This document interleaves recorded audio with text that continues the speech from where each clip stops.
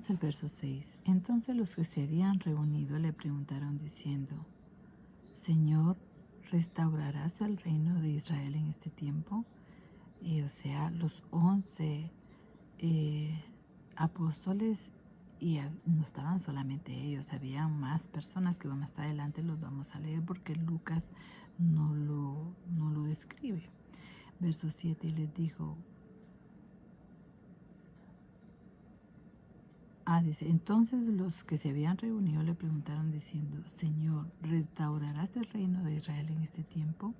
Y él les dijo: no os toca a vosotros saber los tiempos o las sazones que el Padre puso en su sola potestad. O sea, el Padre tiene sus secretos, ¿verdad? Y Él los va a revelar en su tiempo y cuando Él quiera. No, nosotros no tenemos esa habilidad o ese poder de saber los secretos del Padre, ¿no? Entonces, porque como Jesús les está hablando del reino de los cielos, ellos aún no han captado que se refiere a un reino espiritual.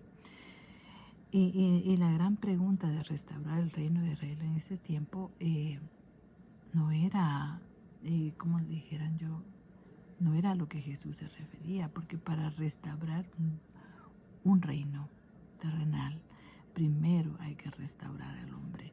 Entonces, lo que venía la restauración del hombre para que sea restaurado el reino de Israel. No se puede restaurar un reino sin que el hombre esté restaurado. ¿Me? Verso 8-9 vamos a leer. Pero recibiréis poder, les dice. O sea, no van a saber, no les toca ahorita a ustedes saber si va a restaurar el reino. Pero lo que sí sé decirles que van a recibir poder cuando haya venido sobre ustedes el Espíritu Santo. Y me serán testigos en Jerusalén, en Judea, en Samaria y hasta lo último de la tierra. Y habiendo dicho estas cosas, viéndolo ellos, fue alzado y recibido una nube que lo ocultó de sus ojos. Esas fueron las últimas palabras de Cristo resucitado y fue llevado al cielo con el Padre. Lo que debemos saber como hijos de Dios es que vamos a recibir o hemos recibido el poder de Dios cuando el Espíritu Santo mora en nosotros. Si el Espíritu Santo no mora en nosotros, no tenemos el poder de Dios. Porque el Espíritu Santo es el que revela a Cristo en nuestras vidas y nos transforma en testigos de Cristo. Es la obra del Espíritu Santo porque Él conoce todo lo de Cristo. Nosotros no conocemos todo, pero si tenemos el Espíritu Santo dentro de nosotros, lo vamos a conocer y nos convertimos en testigos porque le conocemos.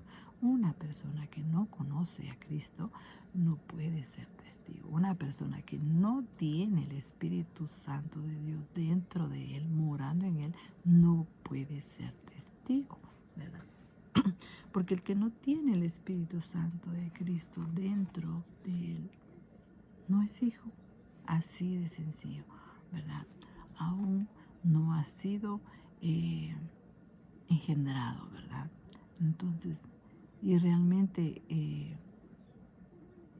cuando nosotros tenemos ese encuentro con Cristo y nos arrepentimos sinceramente de corazón,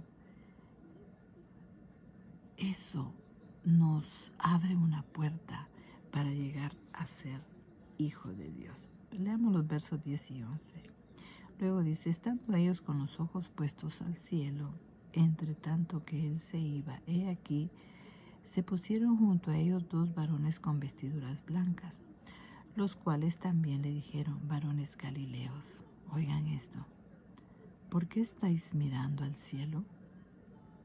Este mismo Jesús que ha sido tomado de vosotros al cielo, así vendrá como le habéis visto ir al cielo. De la misma manera que ellos vieron cómo se fue, así lo verán.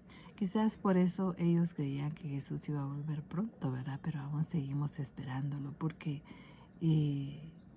la misericordia de Dios es tan grande que Él nos estaba esperando a nosotros y quizás está esperando a muchos más que aún no han venido a ser parte del cuerpo de Cristo.